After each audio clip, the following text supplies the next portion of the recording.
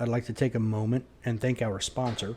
If you have a laser device for training and you want to take it to the next level, or if you're looking to get into using a laser device for training, check out the products at laserapp.com. LASRAPP.com. You can use code CSP2021 for 15% off the items you've selected. And thanks for checking them out. Welcome to this week's edition of the Casual Shooters Podcast, your premier podcast for the casual shooter. This week you have me and Leo. Say hello, Leo. Good evening, everybody. Good evening. And we have a guest. Our guest this week is none other than the Area 8 Director for the USPSA. So let's bring in Ted Murphy. Hey, Ted, how are you? Good evening. How are you? Well, thank you. Why don't you take a moment and introduce yourself? I'm Ted Murphy. I'm the Area 8 Director for USPSA. Area 8 is Pennsylvania, New Jersey, Delaware, Maryland, and Virginia, and a little speck of West Virginia. I'm as a board member, I represent the members and the clubs in Area 8 for the organization, both for anything to do with the sport or anything to do with the business. Most of what I do is pretty behind the scenes. I do try to come out in contact with clubs and meet with them and see what we can do to help them. But what we do is the majority of the work is done by the match directors, section coordinators, and the area directors are kind of in the back, kind of keeping the machine running. But that's what we do as area directors for the most part. Okay. So not much. That's a joke. I answer a lot of emails. Oh, I bet you do. All right. Now, Ted, I don't know if you've listened to the podcast before, but what we normally do is start off with some icebreaker questions to get to know our guest. So the first question is, what's your favorite movie? My favorite movie? I should have prepared for this. I don't know. I like sci-fi movies. Probably one of my favorite is I like the old Dune movie. I'm starting to really like the new one. I was a big fan of the books. Okay. So probably that one. Now, the original had Sting? Yes, it Am did. I thinking of the right movie? Okay. Yeah. There's been 3 versions. One was a miniseries, but yeah. Okay. All right. How about your favorite book? My favorite book, I think, is Atlas Shrugged. I think it makes me laugh a lot every time I read the news. I've given it to a few people. I actually gave it to one person who used that book as a springboard to actually do what the book said and disappeared. So go Ayn Rand. Really? Yep. Faked his death and Very disappeared. Interesting. Yep. He had to go out and buy the book again, though, because he never got it back from that guy. No, I did get it back. Actually, he left after I got the book back. So. Wow. Well, very interesting. All right. So our other guest host who isn't here tonight, his favorite question to ask everybody is, who is your favorite superhero? Batman. Batman is what I always liked about Batman is he may not be the strongest and have all the superpowers, but he's smart and he always prepares. He's got a backup plan and he's got another plan for that if that doesn't fail.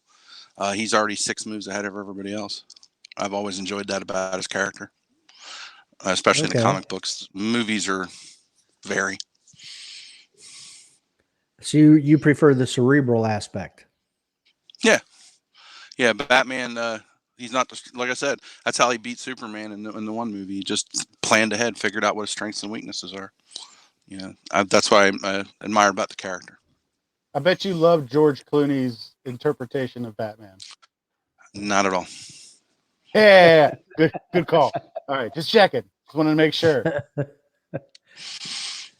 All right, your favorite gun and caliber, and they don't have to be linked.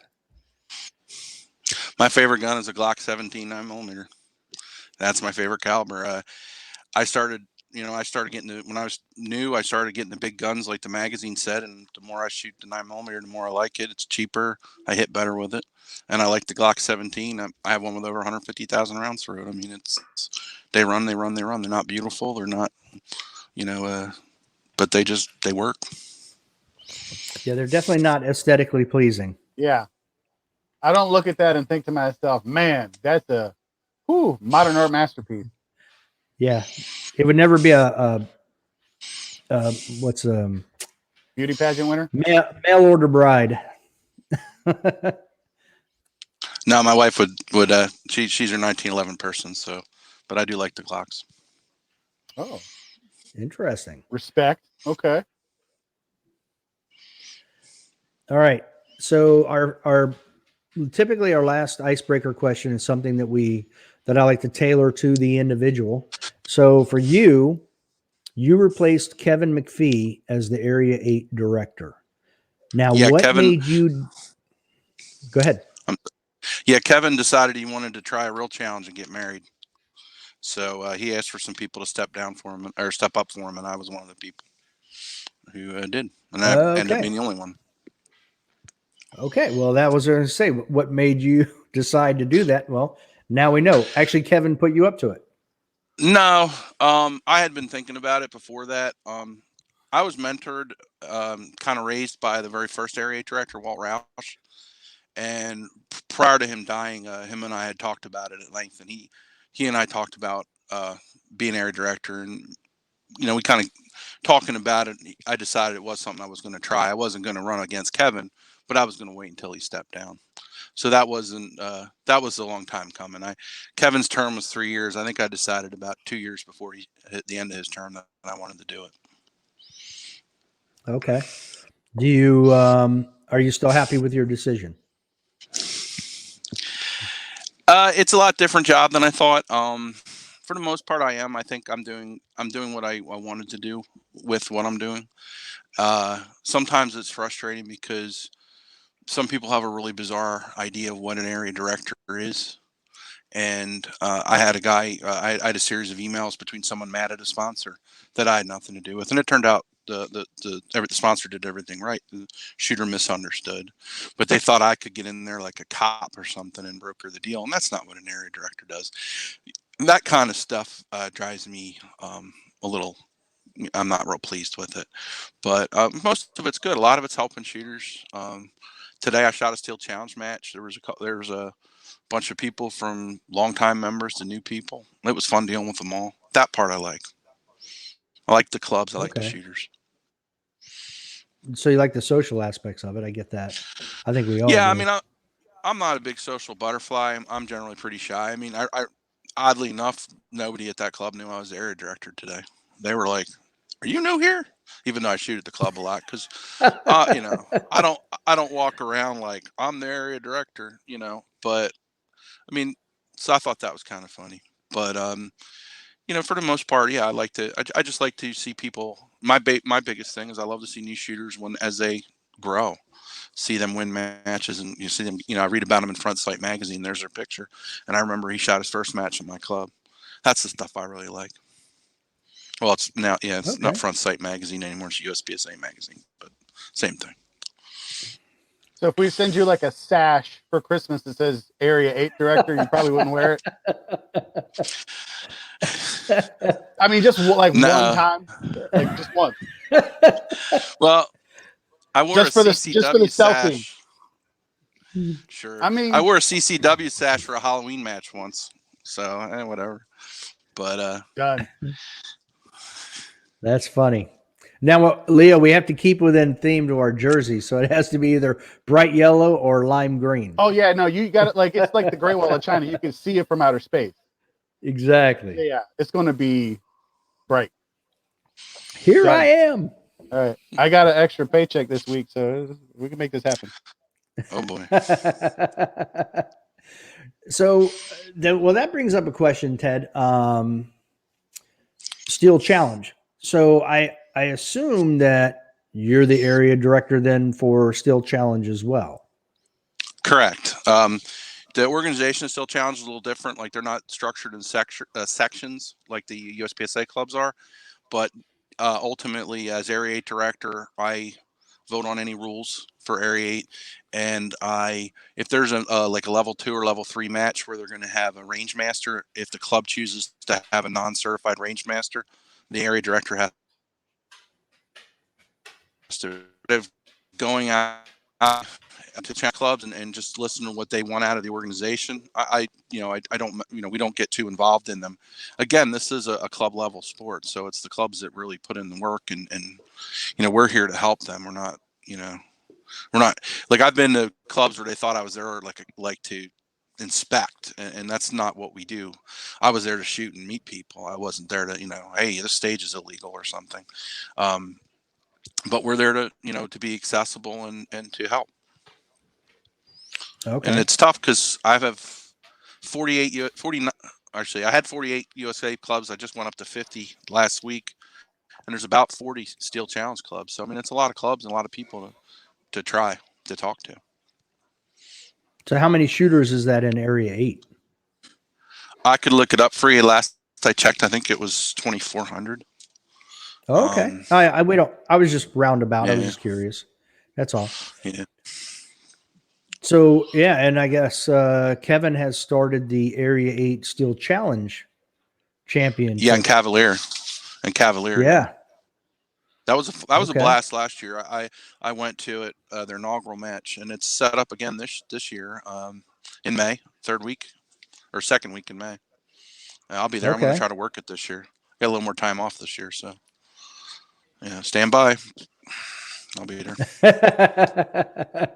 Now, okay, you did that, and it made me think of something else. There's something I like about Steel Challenge. I'm going to throw it in now. They have a lot of times they use the like the billboard timers where you can see the digital readout. Has anybody ever considered doing something like that at Area 8 championship, or not Area 8, but area championships and nationals where everybody can see the time? And I know clubs. Oh, sorry. Oh, I was saying the only reason I bring that up is, remember, there was no controversy, but there was the question of whether Nils won Area 8 or Mason won Area 8 because there might have been a time error.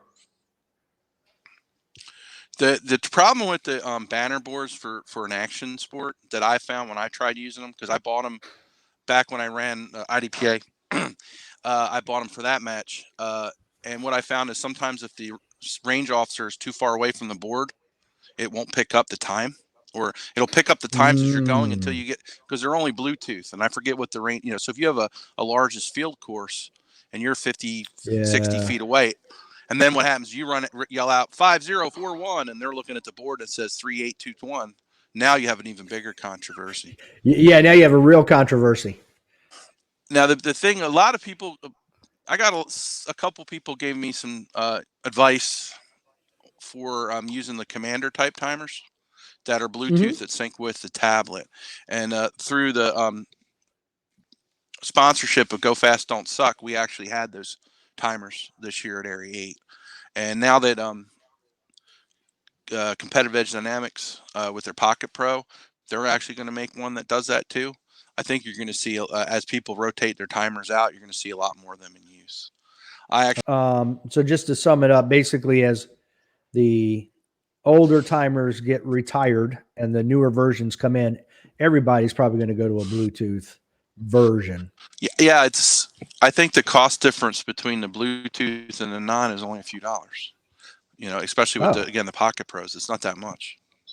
So it's just the fact that, like, especially like my Pocket Pros are 11 years old, and the worst part is I just had 3 rebuilt. It cost me $40 to have them rebuilt. The shipping was actually more than the repairs. So I mean, that's the thing with those timers. But as they go, I'm going to replace them with the Bluetooth ones. Okay. All right. Well, that's interesting then, knowing that they're Bluetooth, because like even at nationals for Carry Optics last month, stage 18 would have never reached as far down as you had to run. So that wouldn't work. Yeah, we used Bluetooth printers last year at Area 8, and that was one of the things we had to be careful of is if they hit print when they were too far out of range of the printer, it wouldn't work. We did not use the printers this year, but we used them last year. Okay. Now, what do you shoot in USPSA? Normally I shoot production. Today I shot USPSA yesterday. I shot PCC, and I'm a really bad carbine shooter. But I had fun. You're the only person that shoots PCC I've ever heard say that. Yeah, that's funny. No, I literally beat my own times with I was shooting a Glock 22 in Steel Challenge today and a PCC, and I was actually beating my carbine times with a pistol. Yeah. So do you live up in Pennsylvania? Yeah, I live right outside Philadelphia. Okay. All right. Now, Area 8 Championship the last 2 years was up at Shadowhawk, but I see it's moving to PA. Was there a particular reason or just to... The original deal at Shadowhawk was for 2 years, 1 year renewable to 2. I like to move. I mean, my personal beliefs is that after 2 years, match staff start getting a little burned out and tired. I like moving a match around. So that's one. And I talked to Ontalani about it before. When I first took over, there weren't a lot of clubs that wanted to do the Area 8 match. Now there's a bunch. But Vicky over at Ontalani, she wants to do it this year, and we'll see about next year. So it didn't have anything to do with round count? No, I actually really like the match at Shadowhawk. That's kind of more my style, what Keanu was doing. But and the weird part is if you draw like a picture of Area 8, Shadowhawk is within like 40 miles of the center of Area 8, geographic center, which I always thought was neat. But no, it's time to. The other thing is I was very materially participating in the match the last 2 years. I did all the finances and I did all the ordering and delivering of stuff, and I run it a year off. To be honest with you, I got some stuff I want to do this year where I don't want to spend the hundreds of hours I spent on the match this year. So Vicky's gonna have that headache this year. Okay. Yeah, and that was the one benefit I saw to having it there. It seemed like it was more centrally located for everybody, regardless of where you were in Area 8. It just seemed like it would be about halfway for everyone. Yeah, it's a 3-hour drive from Philly. It's really close to DC, which is one of the reasons why they built it. The thing is there's a lot of people in New England that shoot New York and New England that shoot Area 8, and they were kind of mad because that added 3-4 hours to their drive from Ontalani. That's okay. That's from New England. It was a good location. Yeah, we tend not to worry about you Northerners too much around here. But no, it's good. Like I said, it might be at Ontalani for 2 years. I don't know. That's up to Vicky, up to us what we're gonna do. And like I said, there's some other clubs that really want to run it, and I kind of want to get. I'd like to see other clubs get the experience, there's a financial gain from running it as well.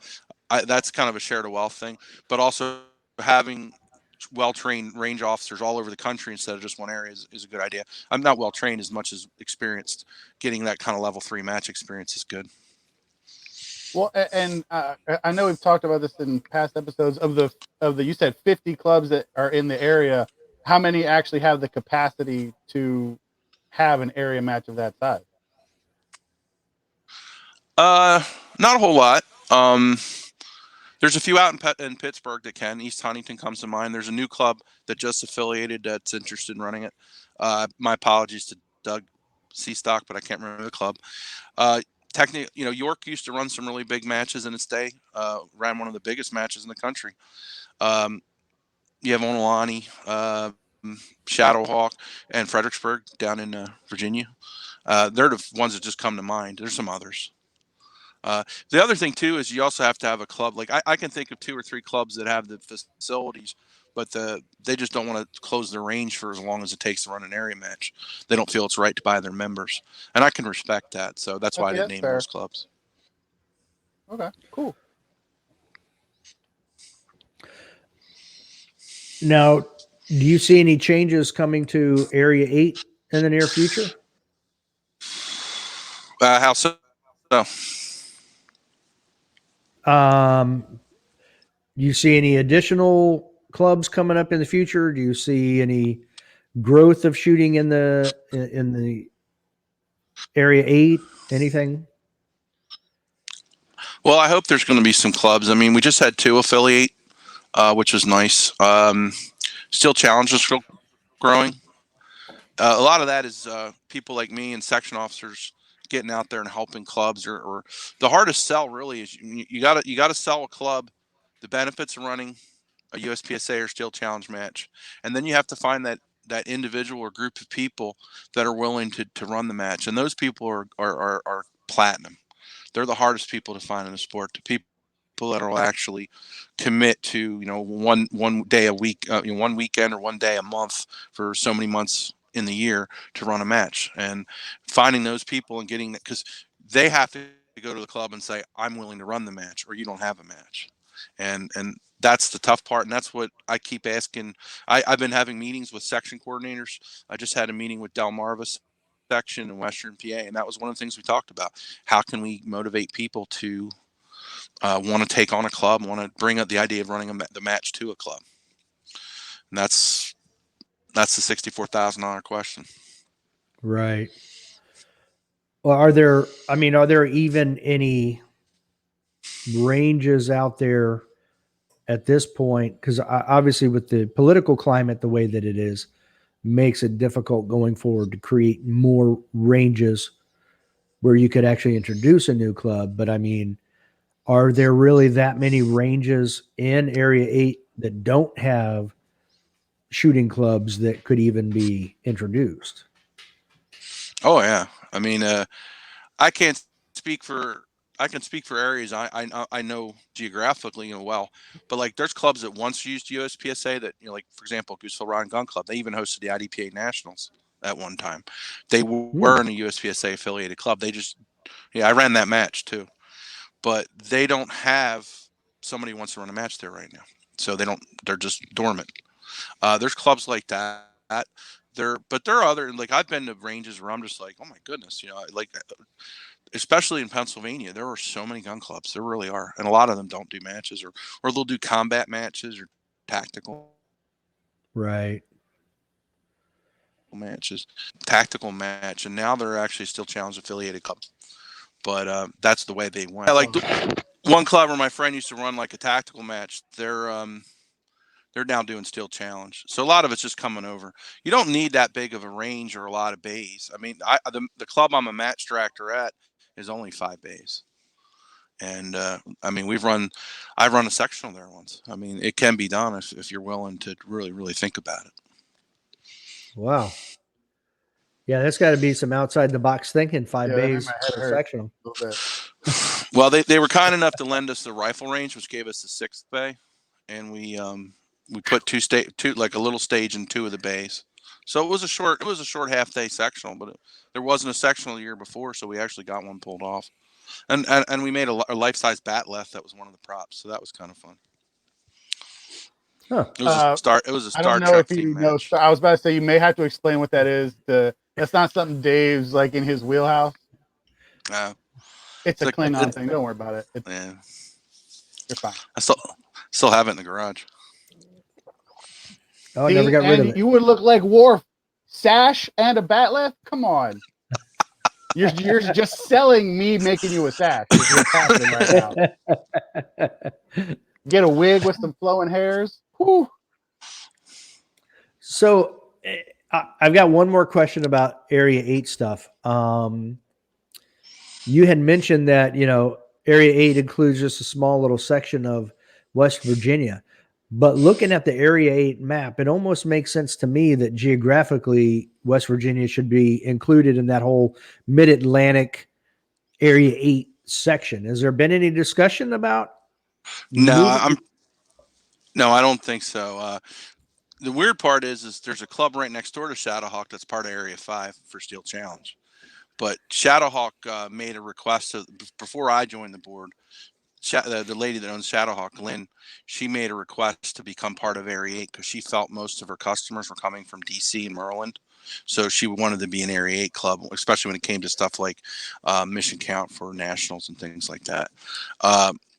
I do know that Area 5 is very vibrant, enlarged area, and West Virginia is very active. That little portion of the Panhandle is very separate from the rest of West Virginia, but no, there hasn't been any discussion about that. And Okay. Dick Steele is the Area 5 director. I think he'd probably get a little angry at me for even thinking about it. It'd be like the annexation of Puerto Rico. They're actually an IPSC region still. A lot of people don't know that. Puerto Rico? Yes, it is. Yeah, their Yeah. students are also considered international students when they come to college. I found that out the 1 year I spent in college. Well, that's different. Yeah. Well, how about that? Throwing around some facts on the show. Yeah. Nothing to do with shooting. It's all good. You're welcome, ladies and gentlemen. All right. Ted, I know there's this year's been a little tumultuous, to say the least, for the organization, starting back in the spring. So we'll start there. There were a lot of rule changes earlier in the year that seems to have received a lot of negative feedback. Well, there was only 3 that we did in the February board meeting. One was loosening of the holster rules for production and single stack. The second was allowing the magnets, and the third was the flashlight rule. And that's the one you Right. kind of, in Philadelphia, we have a word called agita, which is like a excited irritation. I would say that applies to the flashlight rule, which, for the record, I voted against. Well, why do you think like that rule particularly? I mean, if you just look on Instagram a little bit, it was pandemonium. Like, why was that the thing? Well, the premise and the pitch was that there's a lot of shooters who come to matches and they're wearing a gun with a light, and they were getting bumped to open just so they could shoot their carry gear. And there were some clubs that were refusing to affiliate because they were more tactically minded, and that they wanted to allow flashlights in production or whatever. That was the premise that was presented for allowing the lights. Like I said, I wasn't for it, but it did pass. Okay. I mean, yeah, there was a lot of negative feedback. I don't have one, but I know people were trying it out and have been using it. And I will say, as crazy as it sounds, somebody had to use their flashlight at nationals during carry optics. Oh, the one day when it ran late, yeah, I saw the pictures. Yeah, that was kind of crazy. So, do you see any rules in the next year? We'll say that you think would create as much or introduction that would create as much controversy as that one? I told someone if they present any rules anytime soon, I was gonna do something kind of dramatic. I don't want to see. I'm trying to be reserved on the show here, so I hear I you. don't want to see. I don't want to see any rule changes anytime soon. I mean, Okay. understand. I only speak for me. I'm 1 vote out of 9. I don't Right. represent USPSA in any of this, but I don't want to see any rule changes. The one rule that I was kind of involved in was when we raised the weight limit for carry optics guns, but I straight up said I wanted to do that when I was running for office. It was in USPSA magazine, and that's because when I was working chrono, this guy was telling me how he thought his Shadow 2 would blow up because he took so much weight off the slide, and I was like, well, that's kind of dumb. That's the only reason. I mean, I don't shoot a Shadow 2, but that's why I wanted to change that particular rule. But no, I like I said, we didn't really change as many rules as people seem to claim on the internet. But I really hope we have like a kind of a period of rest from that. Okay. Now, the reintroduction of a CEO. Do and I can only ask you. I mean, obviously, you can't speak for anybody else, but Is that what seems to be the underlying theme that would correct, or what they would think would correct the issue that happened recently? Well, I'm not going to say it's going to correct the issue that happened recently. The thing is when the organization was originally structured, they had an executive director that handled the business end of it, and they had a president that handled the sport end of it. And that was a deliberate construct from the founders, including Walt Roush, my mentor, because they wanted a professional business person to mind the store. They did not want a an elected person that may or may not have any business savvy to say, "Oh, I could take out a loan." That was the premise. At some point in time, that's been changed and altered, and to what it was with the previous president. And while nothing, when we really looked at it, like I know when I was in my first board meeting and I realized how the company was structured, I was a little bit taken back because I didn't think that was a good way to run the business. So that, we don't have anything set in sand for how we're going to do it. But the whole premise is the general thinking is that somebody runs the business and somebody runs the sport, which is how it was in the past. When the previous president was in charge, he had the keys to everything. He could make loans, he could sign loans and contracts, and sign checks and things like that.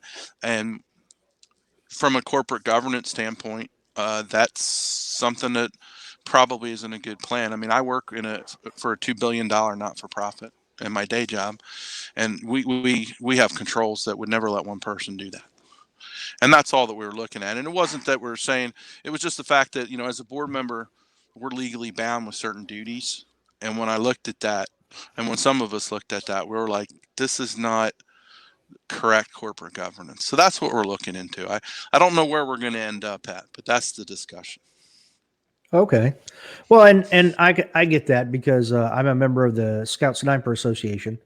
And at one time, you just had people being elected into the office of president that would do things, and without knowing certain nonprofit law, you end up doing things that could get you in trouble. So they ended up hiring somebody like behind the scenes, like we'll say a CFO or whatever, that knew the laws, that could guide the organization that way. But they still had a president that basically ran all of the events, dealt with all the outreach and all of that. But you still had another guy behind the scenes making sure everything was above board, everything was operated properly, the whole 9 yards. Yeah, and that's important because especially when you're not for profit, you end up running the risk of if you break certain laws, you'll end up losing your tax status. So you want to make sure that you follow the guidelines, and that's the thing. And like sometimes I can look back and I'll look into some old stuff that we did, and I'll slap my forehead and go, "Well, I'm glad we don't do that now," and things like that. But just remember, and that's the thing. Like when people question what we're doing, we have a duty of loyalty to the corporation. We need to put the organization's interests first as far as that, but we also have a duty of obedience. We have to comply with our mission. We also have to comply with the law. We have to make sure that what we're doing is correct and proper. I don't want to be the last Area 8 director because of something I did. I want there to be one after me. And that's really my mission. That's the mission of all of us when it comes to the business side of this. Keeping on the same theme, we had Phil Strader on, and when we had that conversation, when he was the president, he mentioned how, there were people in USPSA that felt like he wasn't giving enough time to USPSA.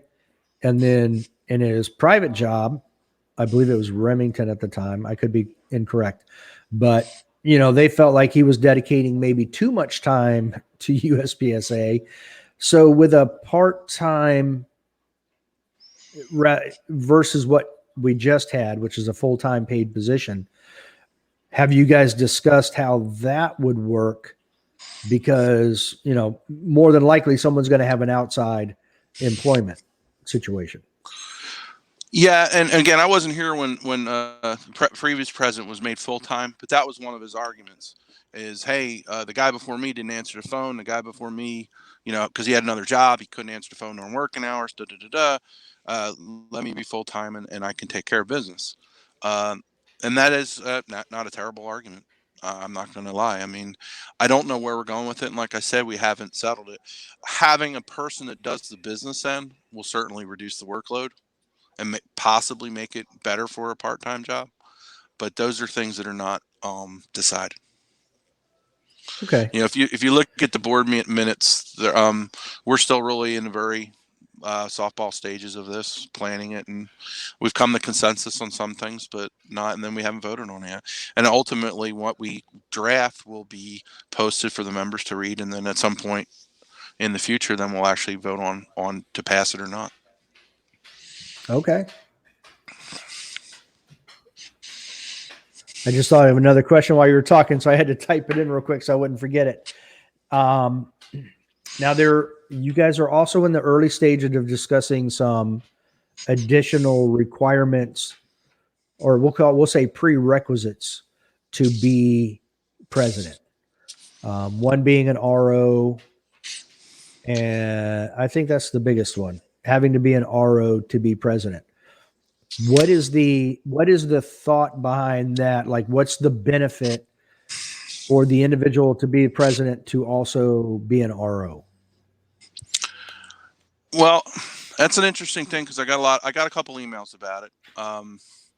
Main thing is they feel that if somebody hasn't taken the time to learn to be a range officer, to learn the rules, and now they're going to be a board member and they're going to start voting on the rules, they see that as a disconnect. That was one member argument that I thought was pretty profound. You know, uh, I'm a CRO, not just as point of fact, but could you imagine somebody that's never really worked a major match or did anything like that, and then they're discussing with the NROI about how range officers should work in a major match? I would see that as a disconnect. So they think that the range officer training would be a bare minimum for them to have some idea of the rules, idea of how match structure works and stuff. And the thing is whether it's really not in my mission or not, but I'm constantly being asked questions by match directors about match organization. Well, granted, I'm a 22-year match director too, so they might ask me that for that reason. But I'm constantly being asked questions about range officiating and stuff that it would help to have that more experience. Now, of course, as an area director, I'm not speaking in any real official way. That's DNRY to answer that. But I can answer basic questions if people answer me that. Usually, anything complicated, I kick over to Troy. What's the availability of Troy to answer club questions around the country during the week, and also I know for the most part, it seems like he's in the board meetings. He's present. So there's always that resource there. But what's his availability for all the other clubs? Well, there's not only Troy, but there's two assistants, Jody and Rick. And granted, when I send them an email, it says at uspsa.org. So I suspect they probably answer mine a little quicker. But when I was a match director before I got this job, he answered the questions pretty timely. He is a full-time employee. Hell, he does travel on the weekends because Troy still does some RO seminars, and Troy goes out to matches both as a range master, just as a shooter, for forms of essentially quality control. And Jody and Rick do the same. Although Jody, from what I understand, she's a person who is a driving force behind our blog and the new podcast. And Rick's doing the podcast, not correction. But yeah, some people can get a hold of him. It may take a day, but you'll get it. I actually known people who had his cell phone number to call him at home on a Saturday during a match, but I wouldn't do that. So you say Jody and Rick. I see Jody up here, but I see Kevin, looks like Emil. My apologies, Kevin, not Rick. Okay. All right. Because I did see a Rick, but I'm like, wait a minute. Rick looks like he's an IT guy. So, yeah, okay. Rick, I'm sorry. Rick Brotzel's our director of IT. Long day for me. I did get their names mixed Nothing up. against IT guys, by the way. Yeah. Don't discriminate. Okay. So, all right. So are they doing then the bulk of the work with dealing with the clubs around the country? Yeah, I've never actually had correspondence with Jody and Kevin, I usually just get it right from Troy, but they also go out and do, and from what I understand, they teach seminars, but they also go out to matches. Um, they're part-time employees, but they do a lot of work for Okay. Troy. So moving on, there's another rule, or not rule, requirement that you guys are tossing around, and that is having to be a member for a year to vote. What, if I may ask, spurred that conversation? Me, Oh, I just okay. I just voted. My friend Frank Tate is running for the NRA board, and I was looking at how NRA does elections, and there you have to be a life member or a member for I think it was 5 years, and I thought, boy, I wonder why we don't do that. So I floated it at the board because the idea is by putting some time in the organization, you show you're a stakeholder before you can just vote. You got But skin in the game. correct. Yeah. The question is how long, considering a lot of people after 2 or 3 years, they go on to something else. 5 years seemed a little excessive. So a year. Again, these aren't they're rules. They're just stuff people are floating about. They're in the bylaws as haven't discussed, so I can mention them, but that's the stuff we're talking about. Interesting. I was just curious where it came from. So, all right. You saw something in another organization and thought, hey, there's something we should talk about. There was I don't know if it was because of the situation with JJ at Low Cap Nationals, but did anything actually change with popper calibration with the latest rule change? No, technically, I think they're treating it as a clarification of the policy, not technically a rule change. Okay. But a lot of people felt that when the first person shoots the steel, when the shooter shoots the steel and it rocks but doesn't fall, that they've knocked it loose. So when the range master comes and shoots it, it's already been given its first push and it falls over. So the premise of that is have the person who's ideally have the person who set it the last time set it the same way and shoot it a second time. And then if for some reason the popper was bad, but the first shot hit it a little and then the second shot drove it down, it won't move. And they've been keeping tabs, and that the clarification, rule change, whatever you want to call it, has worked for a few people that ended up getting a reshoot because the second time the range master shot the steel, it stayed up. I think it was like 1 out of 7 times. You have to talk to the one range master I was talking to. I think he said 1 out of 7 calibrations actually was a reshoot because of that. That was I think that was an Area 8 this year. Okay. I don't know. Oh, he's locked up. Oh, wait. Since we're waiting, what's the math on that, Dave? Yeah. 1 out of 7. Not what 14%. Okay. So it ends up being, if you round it, it's 15. Yeah, that's the premise. I mean, I actually me and another range master wrote an alternative proposal that died a really fiery death, but that's what we came up with. I like where this is going. I like a fiery death. Those are my favorite scenes in movies. Went down like a kamikaze. Yeah, it was. Go big or go home. It was vigorously panned. Oh wow! Wow, yeah. Oh goodness, that's aggressive. Now, this next one, I'm not sure if you're able to discuss or not, because I don't know if there's been anything publicly posted about it. Have you guys decided on a timeline for a special election, or is there just consideration of Sherwin maintaining it until the regular election timeframe? No, there will be a special election. I'm not sure what the timing is. A lot of that's contingent on finishing the bylaws, and it's Sherwin has said as much publicly that we're gonna once the bylaws straighten out, we'll start the clock on the But he didn't think it was, and Sherwin didn't think it was right to change the job description for the president after the president got the job. So he thought, Well, yeah. what an ideal time while he's in office. He's not a candidate for president, so steer the ship through this part and then bring in the new administration. That's the premise. Okay. And right now, there's no timeline on the bylaw changes either, because you guys are still in the early discussion phase. I think it's going to happen. I mean, the thing is I think it's going to happen. I think it's going to start falling together. I really do. I'm really trying to watch my words right now. Yeah, But I get it. I think it's going to fall together faster than you think. I really do. Okay. I mean, you would know, I wouldn't. So at least you have a finger on the pulse. So We're talking about the tactical matches that other clubs are doing and whatnot. Do you think that has had a significant impact on siphoning away either ranges or potential membership to the USPSA? I can only give you a gut answer to that, but no. I think Okay. people that really enjoy competition, they like our classification system and the fact that they can have the same rules when they go everywhere. Earlier on, I used to shoot a lot of like outlaw 3-gun, and that was Right. literally you'd have to spread all your gear out on the deck and figure out what you had to take off at every match you went to.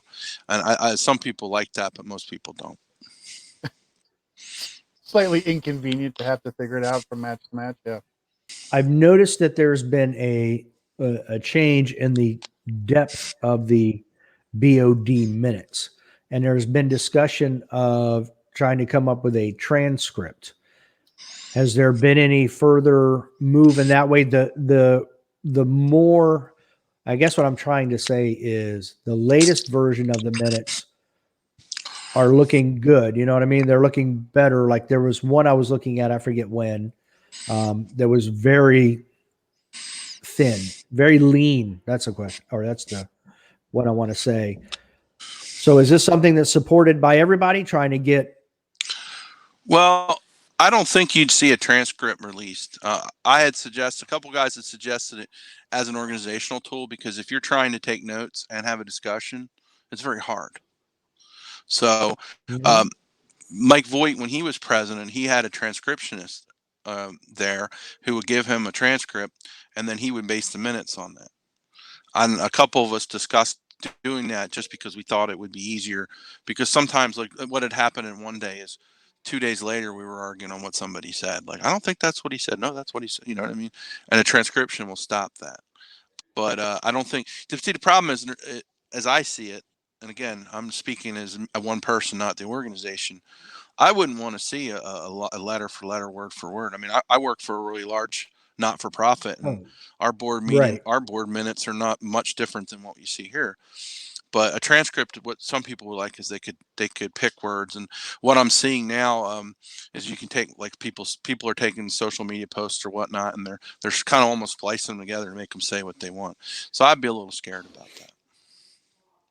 Yeah, and I'm not saying release a transcript per se, but I have looked at some minutes that were very. I know I'm not going to be able to pull one up, but I got them right here.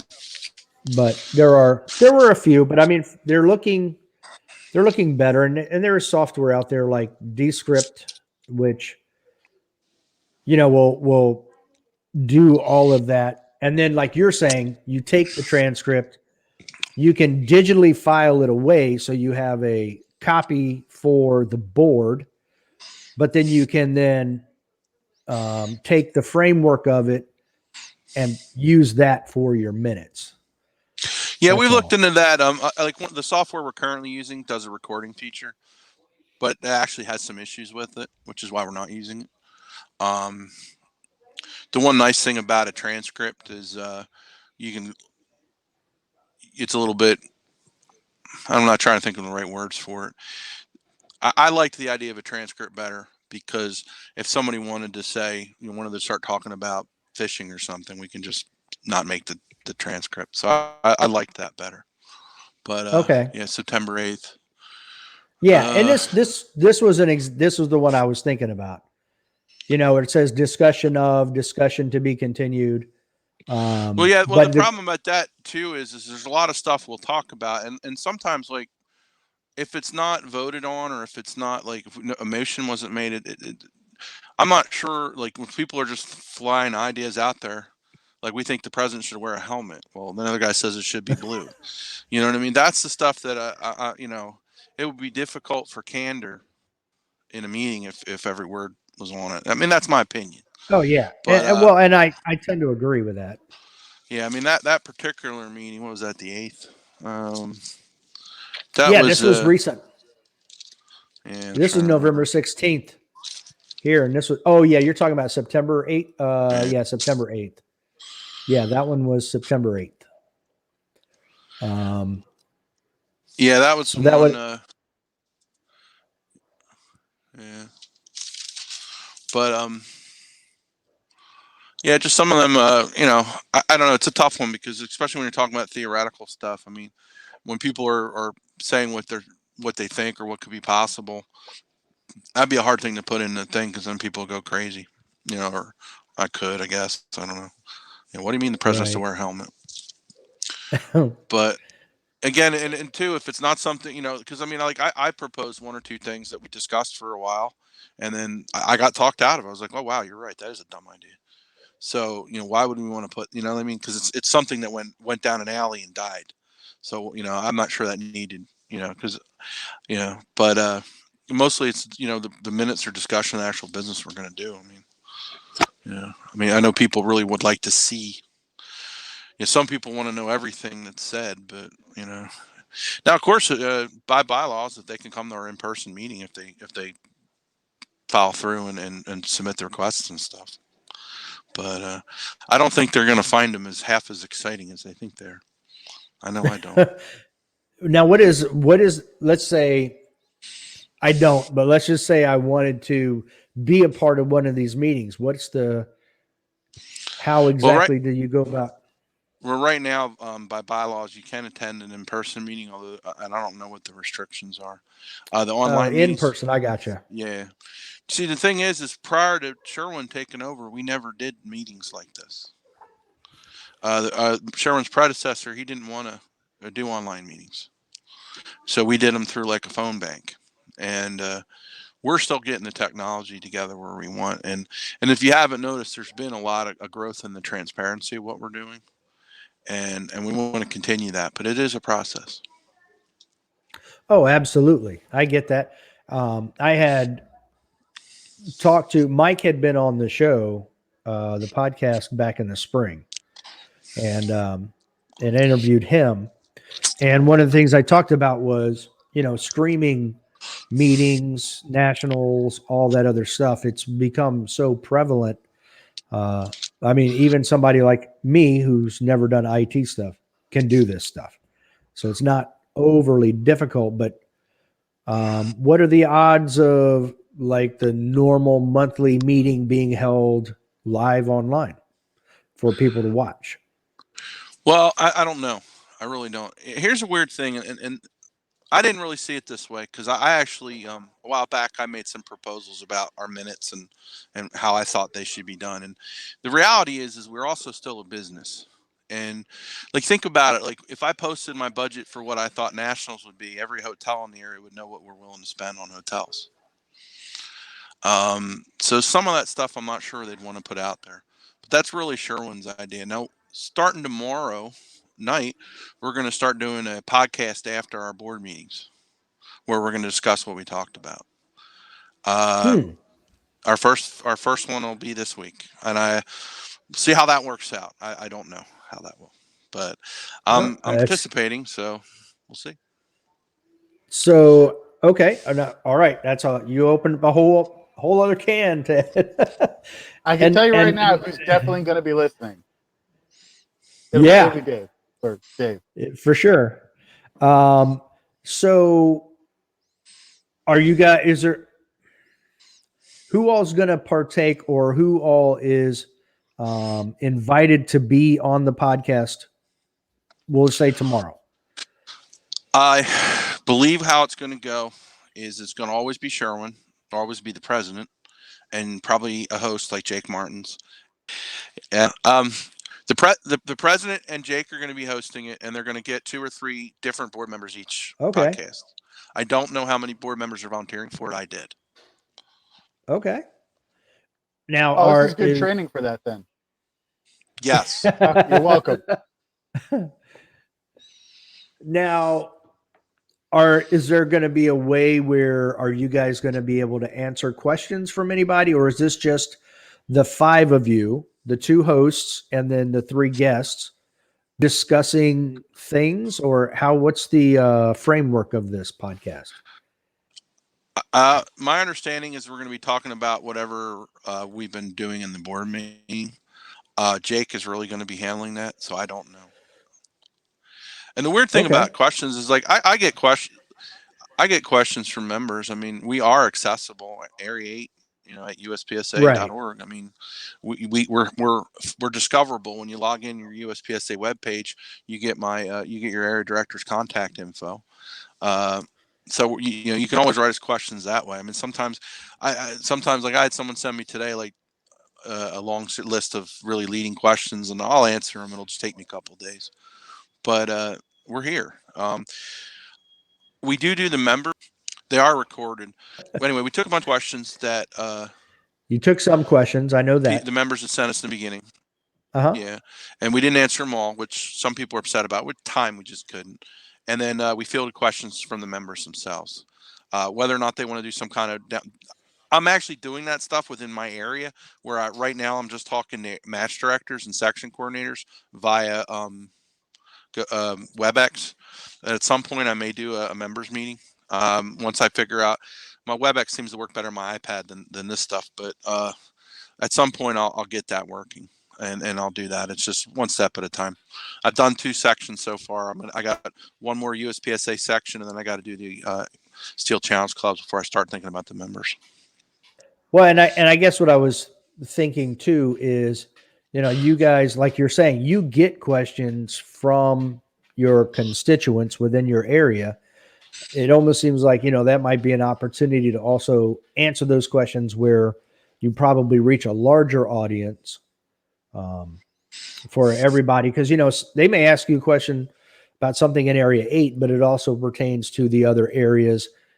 That's why I say, is that something that would be answered there, where maybe you're bringing a question that someone asked you via email or in person or whatever, and you feel that it's viable to talk about and answer on the podcast? It's a good idea. I mean, I hate to cop out and say that's a Jake question, but maybe Jake will want to do that. I mean, I certainly would be cool with answering member questions again. I enjoy doing it at the member meeting. I think that kind of interaction with the members is refreshing, and since we've been doing it, I know Sherwin wants us to do these member meetings at every nationals now, so it's not a once a year thing like we did in the past. He expects as many of us as possible to be at these meetings from now on. Okay, and I hope whoever the I'm sorry. Go ahead. No, and go I ahead. hope whoever the next president is continues that trend. Now, what's the name of the podcast? Do you know? No, I don't. I'm not sure how he's doing it. He just sent me an invite to start it, and I probably should pay more attention to the details. But Jake's kind of handling it. I was just going to contribute as much as I can. Okay, so is it just like this? Then they're going to record it and then publish it at a later time? I believe so. Okay. And this is another thing too, because it's a first thing we're trying. So how it starts may not be how it ends. Once we figure out what works. Yeah, I know that feeling well. All right, so we'll have to. I guess we'll have to keep an ear to the ground. Did you have any? So I guess Jake's really the only one at this time who would know how we would even find it, or. Well, don't forget, all members get the downrange email sent to them, and that's how they'll communicate this. Yeah, through your downrange email. And that's actually Jake's big project. He's responsible for that. And I don't believe the timing of this is going to be long. I think you're going to be seeing this in a few days.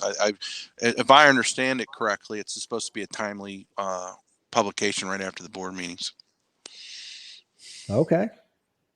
Well, hopefully you don't have a super long board meeting and then another hour-long podcast after that. The last one was too long. I mean, I go to bed at 8:30 most days, so yeah, the board meetings get kind of late. Yeah, absolutely. I've seen some of those times where you guys have ended business. Well, Ted, that's what I've got. Is there anything else you'd like to expand on or touch on? Anything? I said this at the end of my WebEx meeting that I did with the Western PA section. I just got a new boss at work, and when you call him or go in his office, he always says, "How can I help you be successful today?" And I used to think it was funny, but the more I heard it, the more I realized it was a good thing to say to people. And remember, as an area director, I'm here to help clubs and people be successful in the sport. So if there's anything I can try to help you with or answer for you, I am here to help you be successful. So, you guys can go into uspsa.org and you can find my contact info and drop me a line. Well, Ted, we appreciate you coming. All right. Thank you very much. Thanks a lot, Ted. Thank you. All right. Until next time. Don't be a little bitch. Yeah.